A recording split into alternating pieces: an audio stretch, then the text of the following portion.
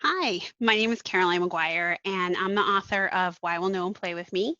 And I wanted to share some information that I thought would be really helpful for parents of all ages with kids with weak executive function, meaning the management system of the brain that controls attention and social skills, controls self-regulation, emotional regulation, how we are and what we do. Um, I wanted to share a little bit about social transformation and how social change and learning social skills happens. My favorite thing to do for parents is to share with you the information that professionals know and that parents really benefit from. I have two kids myself, and I know that um, the more I learn about how a process works, the more I can support it. So whether you're having your child work with someone or you're just trying to get them to the point where they'll have a conversation, a lot of the information that I'm putting forward is about those different aspects and how to change your child's social skills and build them. And one of the first things I always give as a tip is for you to understand that transformation happens very slowly.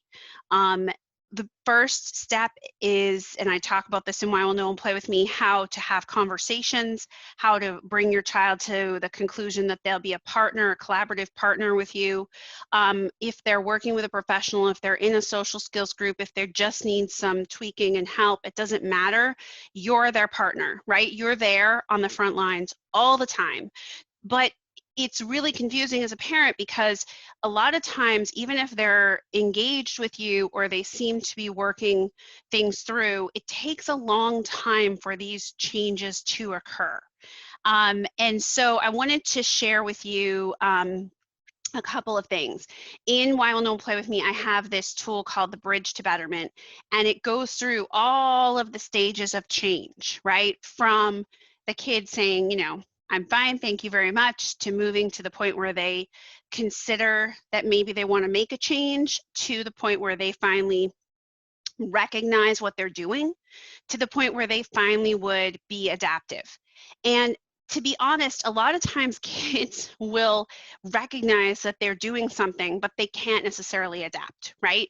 So they're blurting and interrupting. They suddenly become aware of it, but they don't stop, right? Or they don't change. And so part of your role as their social skills coach is not to point things out so much so that you fight about it all the time, but part of it is for you to help them sort of hold a mirror up, look at what they're doing, witness it, and then figure out how to change it. So in the book, I talk a lot about the actual steps and how to change blurting and interrupting, for instance, and how to build those skills. But here I just want to mention that as your child goes through this transformation process, you're going to constantly need to help them see things. And one of the best ways is not to tell, but to use questions and reflective listening to help them look at it. And that way you're not, making them feel bad, and they're also not getting annoyed with you, right? So reflective listening, you just repeat back their words, right? Oh, so what I hear you saying is that when you're really revved up, you tend to blurt and interrupt more, right? You've just recapped what they said.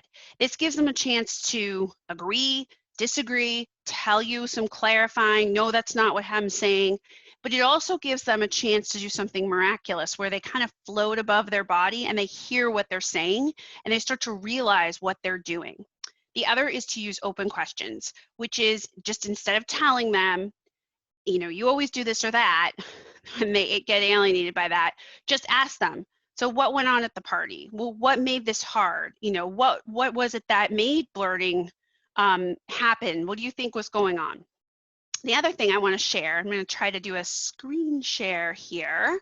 So one of the things that I do is I show you, and Why Will No One Play With Me, all of the stages of change. I show you how you can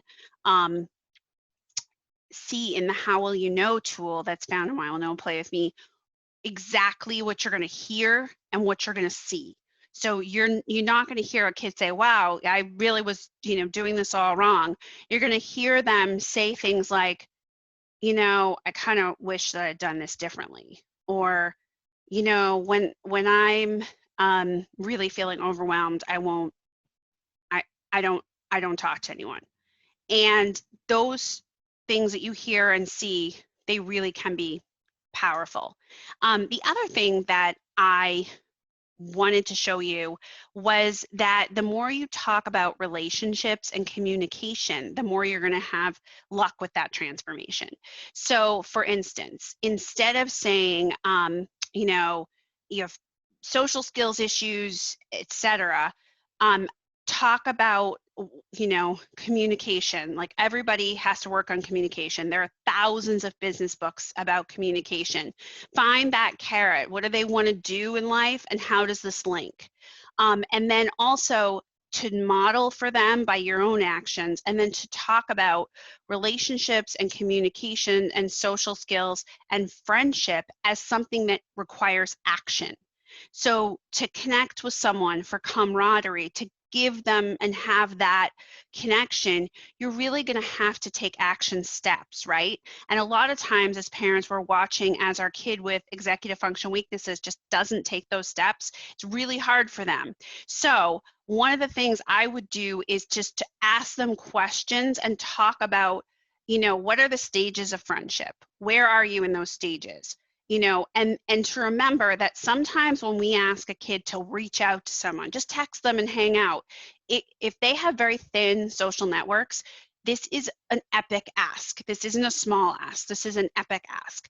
So I would suggest that instead of saying, you know, would you reach out, that you talk about what would it feel like, and to sort of even maybe talk about your own struggles, or talk about how much it sometimes feels like to reach out to a certain person, and to have those collaborative conversations, and then to try to help them and partner with them to do those reach outs, or to join something so that they can meet those people, and then it's less of a big epic ask.